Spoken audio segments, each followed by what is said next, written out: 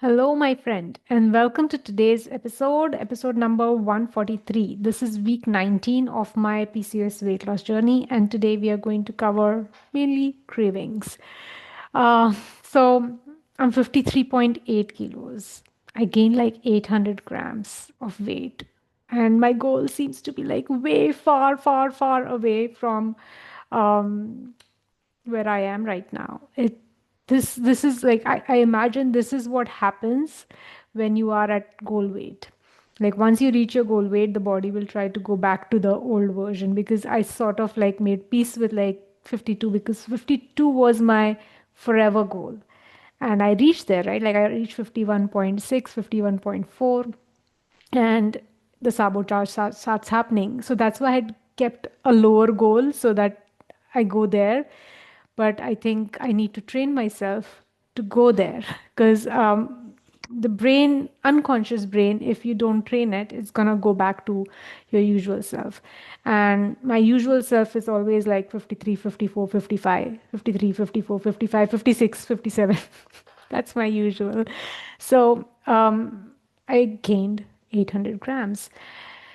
And this is my lowest number. My highest was 54.4, and I always tell my clients like let's see what the lowest number was, because that means that's probably, if you have lost any fat and there is no water weight and all of that, that's your actual number, and the highest number might be some water weight. So why did this happen? What was the plan? Did I follow the plan? What are my lessons learned? And what is the plan for next week? So we're going to cover all of that as quickly as possible because I need to keep this short.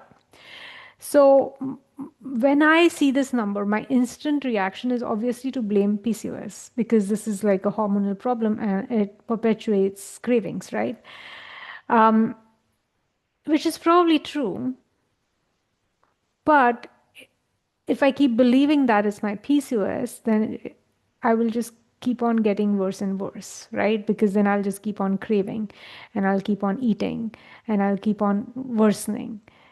And it goes everything against what I teach. So, no point blaming PCOS.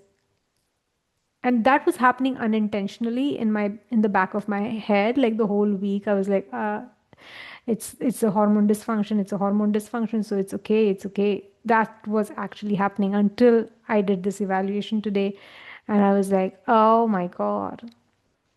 So what if it's PCOS? We know how to reverse PCOS. And of course, it's a hormonal dysfunction, it's insulin resistance, and the only way to correct insulin resistance is by becoming insulin sensitive. So even if I have cravings, if I don't give in to my cravings, then the brain will figure out a way to go to fat stores to get that energy. But did I do that? No, I didn't. I kept on feeding myself more carbohydrates because, I was craving for more carbohydrates. For PCOS reversal to happen, for you to become insulin sensitive, we need to go through a sugar withdrawal process because we are so used to sugar and that sugar is not even used properly. So we keep on craving. But that just makes things worse because the more we crave for sugary food, sugary or glucose food, glucose as an energy source, we are gonna keep on using insulin for our metabolism, for energy. And there is this other energy source, which is the fat source if you have excess fat on you. But even if you don't have excess fat on you, we can build some fat throughout the week and use it, build it and use it, build it and use it. And we can cycle on that.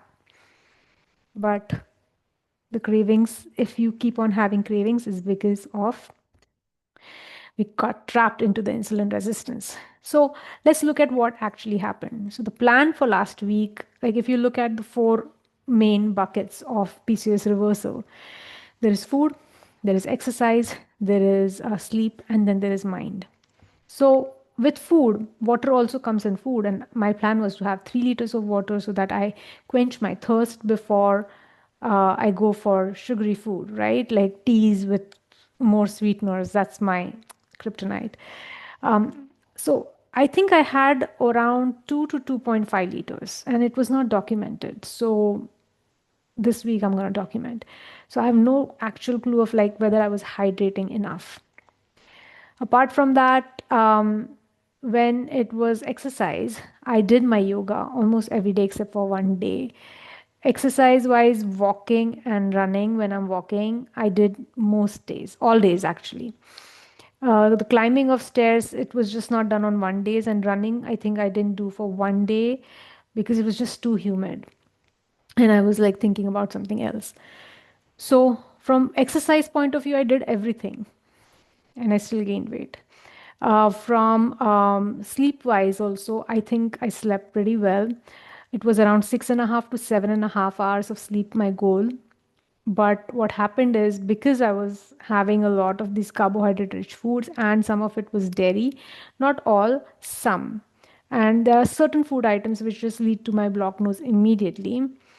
That those food items worsened my blocked nose and I couldn't sleep properly. I had disturbed sleep, which again worsened my insulin resistance for that day, which increased my cravings because I was so tired and I wanted more energy to stay alert and awake.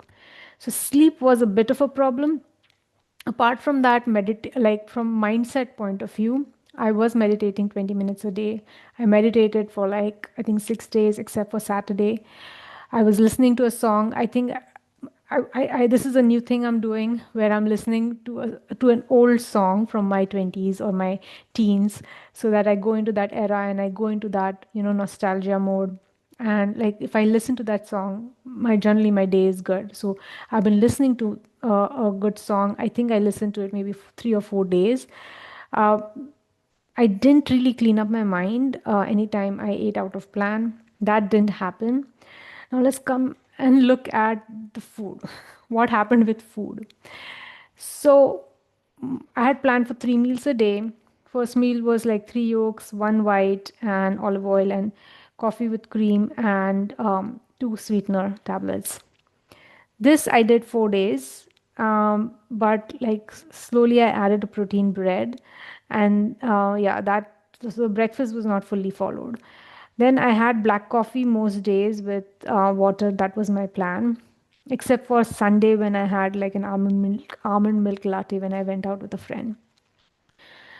Then the second meal was supposed to be tea with cream with one Canderel tablet. That didn't happen. I was having it for two tablets every time.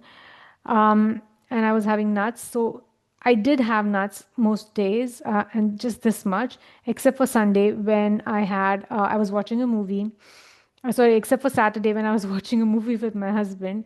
And I kept on munching I was having kurkure and then no chaklis.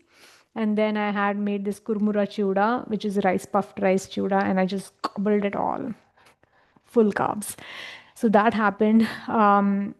Apart from that, on Sunday, I went out with my friend, and that time, instead of having something healthy, I had some chicken nuggets, which comes under my protocol. I can have that and some potato wedges, but more than that, I had an ice cream and two scoops. So that was like delicious ice cream. I had it. I liked it, but excessive carb load. Third meal, my plan was just to have chicken, fish, or egg with some veggies and fruits, but that was messed up every day because I got this halava. It's like a halwa. It's a sesame seed thing, and I you get it in the grocery shops here. And this was the first time I had it. It's basically like how you have peanut butter, like that. There's a sesame seed butter with olive oil in it, and then they put some sugar in it. But instead of sugar, I had found this one, which had agave. So I thought agave might be like healthier, no? And the calorie was very less in it, but the sweetness is high. So I was having that every day. Plus on the weekends, I decided not to go out to eat. So I made onion pakoras, which made me sleepy right away. The chickpea flour in it. Then one of the days I had Maggie I made mancha soup, by the way, that was amazing. It wasn't as great as the restaurant one, but it was not bad at all. It tasted like gravy. So I'm gonna improvise on that, but I had that Maggie. I and every day I was having a protein wrap, I think from Monday. So 3 days I had protein wraps. I had fried rice, one of my husband's leftovers fried rice. I had some of that. So like dinner was messed. Like it was not my usual planned dinner at all. So I want to ask myself what happened. Why didn't you follow the plan, especially with food? Rest all I could follow, but food was not followed. So it's because um, first thing was like there was that constant thought that period dysfunction is going on, and period dysfunction means increased cravings, so it's okay to have more carbohydrates. That was the logic going on. And I think this is like a big issue with all PCOS women, because there is secret messaging, there is messaging around it, right? Like PCOS women don't know how to like the condition will cause more cravings. Of course it will cause more cravings, but you can always like not give in to the cravings. That is the solution. And that is a painful solution, because slowly, the sugar withdrawal that you will experience, the keto flu, that is very painful. But the more you get used to it, the reason why I say the more you get used to it, because it is not just gonna like happen that you will just suddenly stop having sugar. At least it was not in my case, and my clients also go through the same thing. It takes time, because what happens is sugar is not like your cigarettes or alcohol. It's part of food, and it's so socially accepted. It's like if I tell you, if you are someone who has coffee and tea regularly, if I tell you just don't have coffee, it's gonna be like a shocker, right? So it's the same thing for excessive refined carbs. It takes time, but the more you normalize going through that sugar withdrawal, easier it will get with time. And sugar withdrawal killed nobody. If you, of course, if you have diabetes and you are on like insulin and you don't eat, then that sugar withdrawal is going to kill you.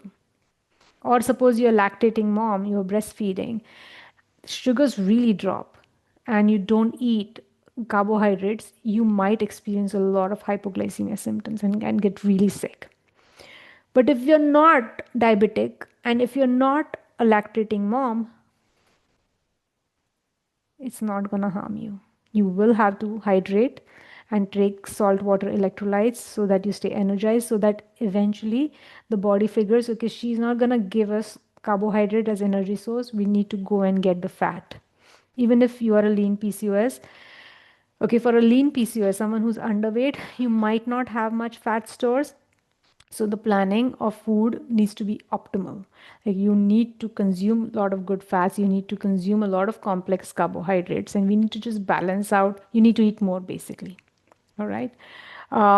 But eat more healthy, not refined carbs, because most lean PCOS, they will have a lot of, they first of all eat very less, and whatever they eat, they are not eating healthy stuff.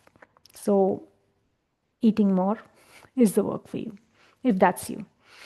So that was the first thing. Period dysfunction is causing me the cravings, and I just kept on giving in. And the second one was like the afternoon nuts. There's a snacking which keeps happening afterwards in the afternoon, which was happening constantly. And it's like a very strong association for me to have the sweet tea and then the nuts. Now I've built this new pattern, right? I used to not have nuts before, so this is a new pattern. Nuts is not a problem for me. The tea is a problem because that has sugar in it. I can manage my cravings around nuts. I don't like particularly crave because my jaws hurt because they have to like bite so much. Funny thing. But for tea, I have no pain. So I'll just go and keep on going for it. Like there's a lot of thoughts which make me go and have my tea, which is like, yeah, you're fine, you're underweight almost, you'll not look good, and like that sort of thinking, which will make me go for the tea and it will normalize it for me. So the afternoon nuts and tea just kept on happening. That halawa, which I was having almost after dinner for every night, it's sweet and it kept on having it while watching TV, and the weekend just messed up everything. So even like this is what I'm thinking what happened. But there were some things which were good also, which happened, which was like I literally yesterday threw my sweetener. I just took the, I was like, it was finishing, It still had lots of tablets in it. I think for maybe like a week or two, I could have had it. I just took it and I was just thinking, like, how can I help my clients if this is happening for me? What is the solution? So I'm just like, I was thinking, like, yeah, we want to lose weight, and the sweetener doesn't have calories, but it is causing an insulin spike. Like, why am I gaining weight? Why am I constantly eating carbs? Because of this thing. Like, if I don't have sweetener in my tea or coffee, I don't have cravings. My number of teas and like the cups in the sink will be just like very less. I know that as a fact for me. That's my reality. So I knew that sweetener is like it's just pretending that it is healthy and it's not calories. But the thing is, it is still insulin and it is still cravings. So I literally just threw it in the garbage. And I know of people who will go back in the garbage and get stuff back in. And I'm like, no, I even threw the garbage. So that is done. Second, I literally threw that sweetener, and my plan was basically to have bitter green tea instead of tea with sweetener in the afternoons. Morning coffee with cream is good enough. It tastes like restaurant, because in restaurants I never add sugar, and their sweetener is not as sweet as this Canderel. So, and I forget my Canderel always when I go out. So I'm used to drinking out coffee which is like bittery and milky sort of. So I like the morning cup of coffee that I have without sweetness.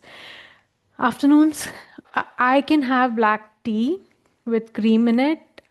I don't particularly like it because I used to get nausea around it. So I'm going to experiment with it because I do like some cream, fat in the cream. But if it produces nausea, I'm not going to have it. But I might have green tea. Green tea is pretty good enough. I used to have green tea. It's bitter and it's like black coffee. It just like kills all the cravings. It's like the taste in the mouth only changes. It's like the taste buds are not expecting. It like it's like a hack for the brain.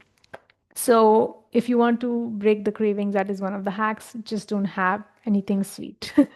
So all the sweetness in my food is coming off, and whatever sweetness I want, it's gonna come from fruits, not too much, maybe just one fruit in the evening. Also, I threw the halava. Okay, it's not thrown yet. I'm gonna throw it. It's very little is remaining, so my brain is gonna be like, let's just have it. But I think I'm gonna either give it to my husband, he can have it, or I'm just gonna throw it. Um, Apart from that, so that was the first thing that you might also consider, like there, if there's anything that you keep on reverting back to and you think is a culprit, you can either give it away to someone or just throw it. There's too much garbage anyway around.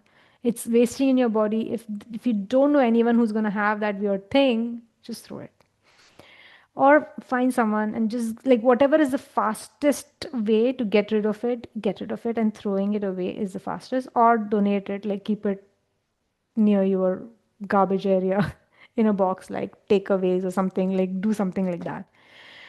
Apart from that, I decided to have 3 meals a day, because every time I kept on looking at that number go up, my brain was like, oh my God, your goal is like so far away.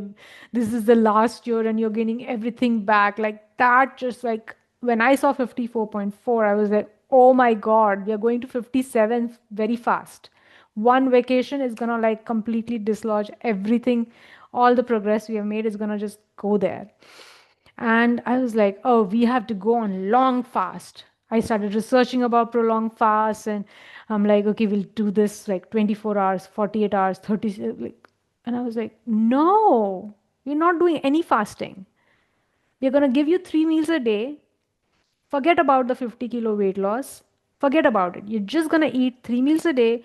Just ensure it's low carbs, only complex carbs, and it has to be low in protein. Not no protein should come in until you start exercising your muscles. So till that time, low protein, low carbs.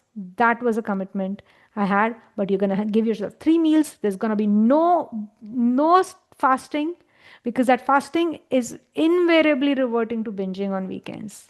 or binging at night. It just is happening for me. And I had heard of this concept so many times, but I was like, no, no, no, I think I can manage, but it's not happening for me. So, 3 meals a day. And if if this is a pattern for you as well, I would highly recommend stay away from fasting. The only fast you can allow yourself is like between sunrise to sunset, like between breakfast and dinner. That's it. Overnight fasting. That's the only fast you allow yourself. Once my plan is, okay, I will start that fasting thing where I skip my breakfast, maybe when I reach my goal weight and I'm just like, I want to experiment at that time, I will do once a week prolonged fast, maybe like skip a breakfast one day, or maybe skip breakfast or lunch one day, and then maybe like 124 hours or 36 hours fast. So that's my solution. Let's see how that goes. I feel so charged up for that. Apart from that, I decided to add the protein bread because I had this belief that this protein bread doesn't taste good. It doesn't taste like bread. I rather not have bread. You must have heard me say that here, right? Like it's so much easier to just not have bread. But that's not what happened. And my husband has been having his protein bread. So I was like, okay, let's just have this protein bread, one, so that you feel like, you've eaten something. And what I was doing was like I was dunking it in my coffee to make it a little sweet and edible. But today I actually came up with a dish which was basically take this protein bread, toast it, and put mayonnaise in it. Mayonnaise has little sweetness. And on that I put little curry, and then I put one fried egg and some onion and tomato, and it was delicious. And I was like, okay, I'm gonna give this to my husband, and it was perfect amount of sweetness. I didn't want to have sweets or fruits in the morning. Perfect, no cravings, energy is stable. I just it's just perfect. So I'm gonna have the protein bread, and I'm thinking like the reason why most people go for bread is because it's so quick, right? Like somebody has already made it, and you can just like quickly have it and go. And they have invented now these sort of protein-rich breads. Like this bread has like very less carbohydrate. Like one slice has 2.5 grams of carbohydrates, and it has around some 8 grams of proteins and some fat also. So I'm like, let's have this. Let's keep the protein bread. So that has come in, that has worked. Now, I also decided if that I don't have to get to 50 kilos, but my primary goal will be to figure out a way of eating 3 meals a day, which are like nutritious meals and no long fasting. I already covered that. Okay. Now, very important thing is like to allow the sugar withdrawal process instead of creating the drama around it. Like, because we don't realize that it's the sugar withdrawal which is creating all the drama. Our brain will focus on all these other things and just completely forget about the actual plan, which was to like just allow yourself to allow the body to withdraw from the sugar influence that we have. So I'm going to work on allowing myself to go through the sugar withdrawal, and it's sugar withdrawal is not as bad for me right now as it was before. The first time when I had it, the second time when I had it, the third time when I had it, nothing bad is happening if I withdraw myself from sugar. And I can do this. And I always think of my future self, like she's actually eating the way I am planning right now. Whatever she plans, she eats as planned. And she's healthy, and she is maybe at 50 kilos, she's muscular, she's 3 meals a day, she hydrates well, she sleeps well, she meditates. So that's the kind of mindset work I'm working on myself. Eventually, once I am at the goal weight, when I have figured out, okay, how to maintain at that goal weight, I will reintroduce some sort of refined carbohydrates, maybe on the weekends. So, and then also there will be some fasting so that I can balance it out and I can recycle whatever I store, I recycle it. And there is a perfect person who teaches that. So I might go back into a membership and see how to do it again. Apart from that, I decided to meditate daily, no matter what, and I have been following this Jose Silva method, and it's beautiful. I used to meditate even before, but now it's getting so much better. So if you're into meditation, you need to get started because it takes time for you to get used to it. And then once you get used to it, it just like if you keep on exploring different ways of doing it, it just gets better and better. Apart from that, I've been documenting my dreams for a week almost, and it has been super fun. I used to be like, oh my God, that's so much work. But now I see the value and why it's important. And I'm going to explore more of that in maybe one of the podcast episodes when I have actually documented my dream for like, say, 30 days. Apart from that, I've been listening to a song every day almost, and it definitely has a good effect on my mood.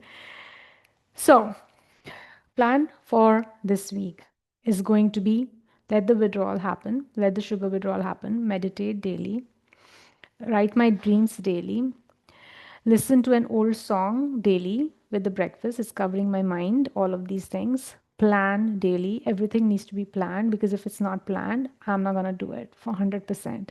So, planning needs to happen and do as planned. So, I've figured out some patterns that happen on the days when things work out, and those days I'm actually planning and doing as planned. So, that habit needs to continue even on weekends. So apart from that, drink 3 liters of water and remember to document it. And I've been documenting in this paper like this. So I need to color code it so that it's easy for me to interpret things. I've not done that yet, but I will. I'm definitely documenting my water in it. I'm gonna do my yoga before water without listening to any content, just by myself. I used to be scared of doing that because this is so many negative thoughts, but now it's getting better. I'm gonna walk or run or do stairs for total 1 hour. And this time it will be number one, I listen to my own visualization video or audio that I have created. It's a 4 minute long, so that it tells me what are my goals. Apart from that, I've been doing my self coaching on an audio format, and then I listen to my own self coaching, and then I'm like checking like where my brain is as if I'm coaching myself. So it's fun to do that, and then listen to one of my teacher's podcasts. Uh, the first meal is going to be one egg, oil, made in oil, and hold on, I have a client. Okay, one protein bread, maybe some mayonnaise, onion, tomato, and some curry. Coffee will be with some cream, no sweetener. Then the next one is going to be a black coffee. Then the next meal is going to be tea with cream with nuts. Let's see how that goes without sweetness. The third meal is going to be at 6 p.m., which will be chicken, fish, or eggs with a protein wrap with some veggies and fruits. So instead of rice, there's going to be some protein wrap. I'm going to sleep 6.5 to 7.5 hours. And also, yeah, I found out the spray which I was using was expired. That's why my nose was like worse, worse, worse. So I found this other spray which is not expired. And this is a steroid spray which reduces the inflammation in days. So I don't have to take Otrivin or anything. So just like maybe 1 or 2 days, and then it's fine. I'm going to meditate 20 minutes. On weekends, also, I'm going to continue the same pattern on weekends as well. I might have 30 ml of whiskey with some sort of soda or water on Friday or Saturday, but I want to stick to my plan as much as possible. I want to maintain low carb, low protein meals even on weekends. If I'm watching a movie with my husband, I might just have some nuts, no big popcorn or no big chuda or kurmuras or chaklis or anything like that. And if I'm having it, suppose nuts, I'm gonna have it very slowly, not sit with the whole pack, not sit with the whole box, but take it in a bowl and have it slowly because I will go into the binge mode and then I'll feel bad about it and then all of that. So just do everything slowly.